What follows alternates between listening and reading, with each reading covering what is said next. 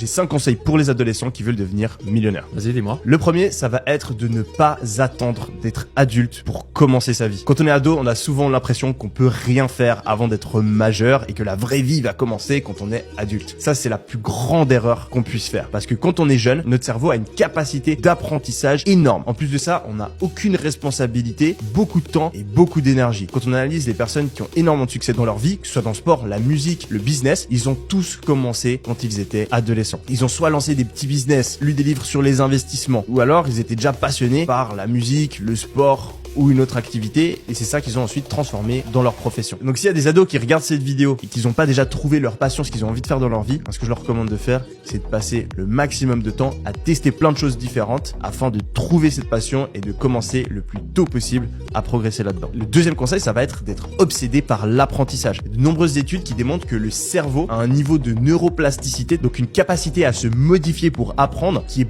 beaucoup plus élevé quand on est jeune. Et c'est d'ailleurs pour ça que c'est beaucoup plus simple d'apprendre une langue quand on est jeune. Eh bien, cette capacité supplémentaire du cerveau, il faut l'utiliser. Du coup, il faut lire des livres, regarder des vidéos de développement personnel et augmenter au maximum ses compétences. Apprendre à parler anglais, un truc qui est super important pour tout le reste de sa vie. Négociation, esprit critique, discipline, productivité et toute autre chose qui peuvent nous aider à atteindre nos objectifs plus tard. Troisième conseil, ça va être de développer des habitudes qui vont nous aider pour le reste de notre vie. Il y a beaucoup de personnes qui me demandent comment je fais pour être aussi discipliné. Et la dernière fois, je me suis posé, j'ai réfléchi à ça et en fait, j'ai réalisé que j'avais cette capacité parce qu'en fait, quand j'étais adolescent, je voulais devenir footballeur professionnel et que du coup, j'ai à ce moment-là, alors que j'étais même pas encore majeur, commencé à vivre une vie disciplinée. Je me couchais tôt, je mangeais sain, j'allais aux entraînements, je faisais du sport régulièrement et c'est parce que j'ai eu un cadre de vie discipliné quand j'étais adolescent que aujourd'hui, pour moi, c'est facile de le faire. Du coup, c'est super important de développer de bonnes habitudes à cet âge-là. Quatrième conseil, ça va être de faire le rebelle de la bonne manière. Quand on est adolescent, on n'aime pas l'autorité, on a envie de se rebeller et il existe deux manières de le faire. On peut se rebeller en faisant des choses qui sont négatives pour nous. Boire de l'alcool, prendre des drogues, pas faire ses devoirs, sécher les cours, se battre. Ça, c'est ultra contre-productif et à part niquer sa propre vie, ça accomplit rien du tout. Mais le truc, c'est qu'il y a beaucoup d'adolescents qui oublient qu'il y a une autre manière de se rebeller. C'est en faisant mieux que ses parents, en n'ayant pas les mêmes habitudes négatives que ses parents. On peut par exemple ne pas fumer alors que nos parents fument. On peut ne pas regarder des séries stupides à la télé alors que nos parents le font. On peut vouloir être ambitieux alors que nos parents sont résignés et pensent que la société est injuste, que ça sert à rien de travailler. Et toutes ces choses-là, c'est des choses qui nous permettent de nous différencier de nos parents, ce qu'on a envie de faire quand on est ado, mais qui vont être productives et vont nous permettre d'aller plus loin dans la vie. Finalement, cinquième conseil que j'ai envie de donner aux ados, parce que je pense que c'est une période de la vie qui est extrêmement compliquée. On ressent énormément d'injustice. Des fois, c'est pas facile à l'école, au lycée. On a des fois des problèmes avec nos parents, nos proches. Et du coup, des fois, c'est facile de se sentir mal dans sa peau. Si c'est le cas pour les personnes qui regardent cette vidéo, je leur recommande de se rappeler d'une seule phrase, qui est que le succès est la seule revanche. S'il y a des personnes qui se moquent de nous à l'école, la seule revanche, ça va être de réussir mieux qu'eux et que dans 5 ans, eux, ils soient dans la merde et nous, on est réussi. Si on a un prof qui nous rabaisse, la seule manière de prendre sa revanche, c'est de réussir mieux que lui